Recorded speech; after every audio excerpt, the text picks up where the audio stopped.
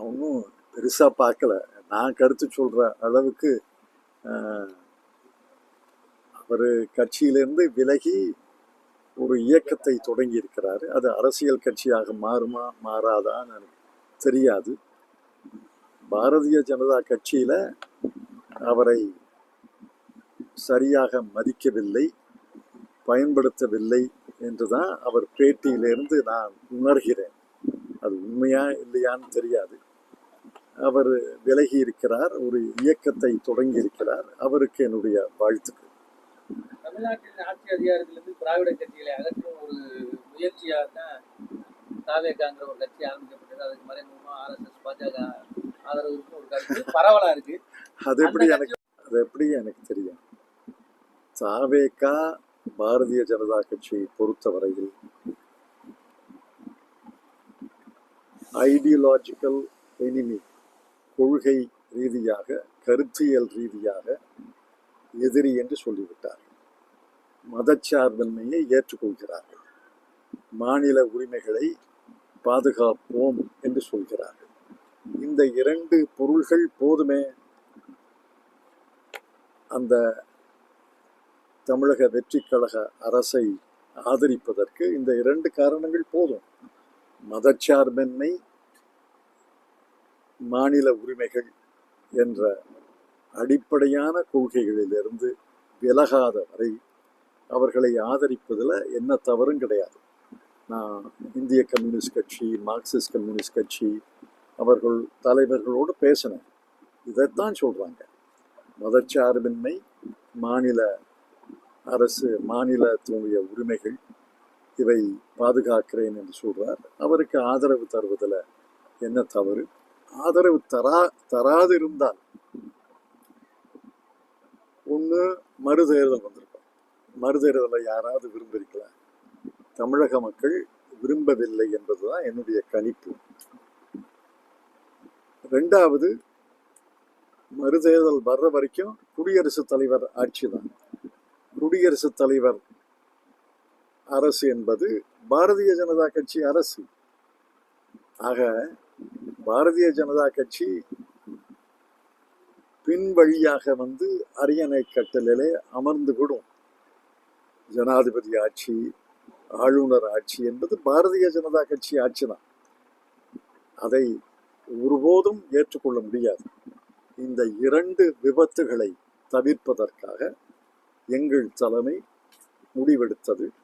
அந்த முடிவை, அதே கருத்தை இந்திய கம்யூனிஸ்ட் கட்சி, மார்க்சிஸ்ட் கம்யூனிஸ்ட் கட்சி, விடுதலை சிறுத்தைகள், இந்தியன் யூனியன் முஸ்லிம் லீக் ஏற்றுக்கொண்டிருக்கிறது.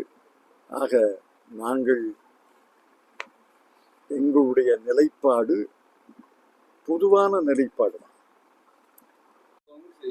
ஆட்சி அமைக்கிறதுக்கு ஒரு பெரிய பிளான் நடந்துச்சு. அது வந்து தோல்வி அடைஞ்சிச்சு. காங்கிரஸ் கட்சி வந்து அதுக்கு ஒத்துக்கல. ஆனா கம்யூனிஸ்ட் கட்சிக்கும் ஒத்துக்கலங்கிறது அதெல்லாம் ஊடகங்கள்ல வர செய்திகள். எனக்கு தெரியாது. பெருமாடன் ஒத்துக்கிறாரு. மற்ற கட்சிகள் அவரு கம்யூனிஸ்ட் கட்சி பேபி வந்து அவர் தான் முதல்ல அதை வெளிப்படுத்தினது. அப்படி ஒரு சம்பந்தத்துக்கு எப்படி பாக்குறீங்க? அது எனக்கு தெரியாது. தெரியாதத பத்தி என்ன கருத்து சொல்றது? எனக்கு தெரியாது. என்னுடைய அறியாமையா இருக்கும்.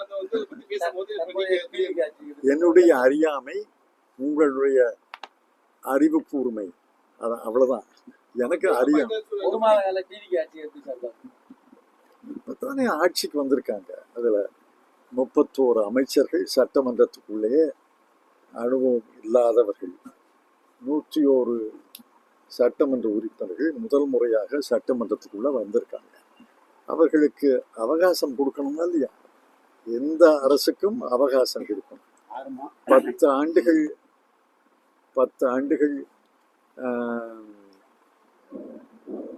இப்ப ஒரு கட்சி இருந்து இப்ப கேரளத்துல 10 ஆண்டுகள் கழித்து இடதுசாரி முன்னணியை தோற்கடித்து ஐக்கிய முற்போக்கு கூட்டணி வெற்றி பெற்றிருக்கிறது.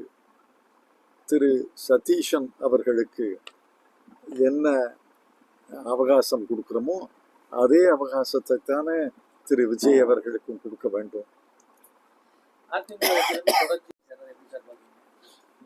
நான் என்ன பார்க்கறது, கருத்தையா கேட்குறாங்க. இல்ல 6 மாசம் சொன்னாரு ஸ்டாலின். அதிமுக கட்சி ஒரு கட்டுப்பாட்டில் இல்லை, அதிலிருந்து விலகுறாங்க அப்படின்னு நினைக்கிறேன். 6 மாசம் டைம் சொன்னார் சார் ஸ்டாலின். இப்போ 3 மாதம் தாங்காதுன்னு சொல்லியிருக்காரு. இல்லை, அது தங்கம் தென்னரசு விளக்கியிருக்காரு. எது சரி எது தவறுன்னு நான் சொல்ல முடியாது. ஆனால் என்னுடைய கருத்து, காங்கிரஸ் கட்சியுடைய கருத்து, எங்களுடைய தோழமை கட்சியுடைய கருத்து, இந்திய கம்யூனிஸ்ட் கட்சி, மார்க்சிஸ்ட் கம்யூனிஸ்ட் கட்சி அவகாசம் கொடுக்கத்தான் வேணும். ஒரு புதிய அரசுக்கு கொஞ்சம் அவகாசம் கொடுக்க வேண்டும். அது 3 மாசமா 4 மாசமா 6 மாதமா என்று சர்ச்சை செய்யலாம். ஆனால் அவகாசம் கொடுக்கணும். அதிகாரிகள் நியமனம் இப்பத்தானே நடந்திருக்கு.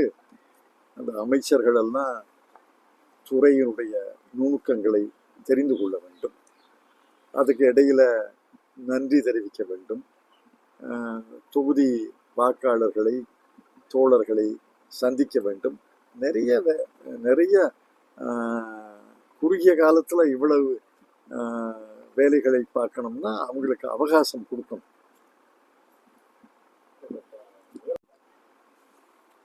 அது அவரை கேட்க வேண்டிய கேள்வி. பிரதமரை மோடி அவர்கள் 12 ஆண்டுகளாக பத்திரிகையாளர்கள் சந்திக்கலேன்னு நாங்கள் விமர்சனம் பண்ணோம். இவர் 1 மாதம் தானே இருக்கு, சந்திக்கலாம். அது போக தானே கருத்து சொல்ல முடியும். எல்லாத்துக்கும் முதல் நாளே கருத்து தெரிவிக்க முடியாது.